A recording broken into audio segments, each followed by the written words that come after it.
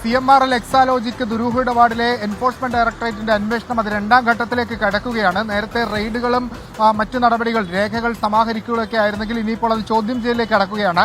ആദ്യഘട്ടത്തിൽ വീണയിൽ നിന്ന് ചോദ്യം ചെയ്യൽ ആരംഭിക്കാനായിരുന്നു ED തീരുമാനിച്ചിരുന്നത്. പക്ഷേ വെള്ളിയാഴ്ച അവർ ഹാജരായിരുന്നില്ല. അവർക്ക് സാവകാശം നൽകിയിട്ടുണ്ട്. ബുധനാഴ്ച ഹാജരാകാനാണ് ആവശ്യപ്പെട്ടിട്ടുള്ളത്. ആ പശ്ചാത്തലത്തിലാണ് CMRL ഉദ്യോഗസ്ഥരിൽ നിന്ന് ചോദ്യം ചെയ്യൽ തുടങ്ങാം, രണ്ടാം ഘട്ട ചോദ്യം ചെയ്യൽ തുടങ്ങാമെന്ന തീരുമാനത്തിലേക്ക് എത്തിയിട്ട് അതിൽ പ്രകാരം ഇന്ന് ശരണസ് കർത്തയോട് ഹാജരാകാൻ ആവശ്യപ്പെട്ടിട്ടുണ്ട്. പക്ഷേ അദ്ദേഹം ഇതുവരെ എത്തിയിട്ടില്ല. 11 മണിക്ക് മുമ്പായാണ് സാധാരണ ED സമൻസുകളിലൊക്കെ ഹാജരാകാറുള്ളത്. എന്നാൽ ഇത്രയും നേരമായിട്ടും അദ്ദേഹം എത്തിയിട്ടില്ല. എത്തുമെന്ന പ്രതീക്ഷയാണ് നിലവിൽ ഉള്ളത്. ശരണസ് കർത്തയിൽ നിന്ന് ചില പ്രധാനപ്പെട്ട വിവരങ്ങൾ ചോദിച്ചറിയാനുണ്ട്.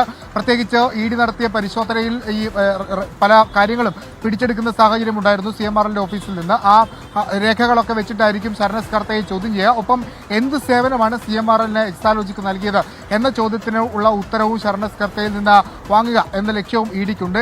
ഈ ശരൺ എത്തിയാൽ മാത്രമേ അതിനൊക്കെയുള്ള സാധ്യതയുള്ളൂ. ഇതിനിടയിൽ CMRL സുപ്രീം കോടതിയെ സമീപിക്കുമെന്നൊക്കെ പറഞ്ഞെങ്കിലും അത്തരത്തിലൊരു നീക്കത്തിലേക്ക് അവർ കടന്നിട്ടില്ല. ആ ഒരു പശ്ചാത്തലത്തിൽ പ്രാഥമികമായി തന്നെ അന്വേഷണത്തോട് സഹകരിക്കാനുള്ള തീരുമാനമായിരിക്കും ഉണ്ടാകുക.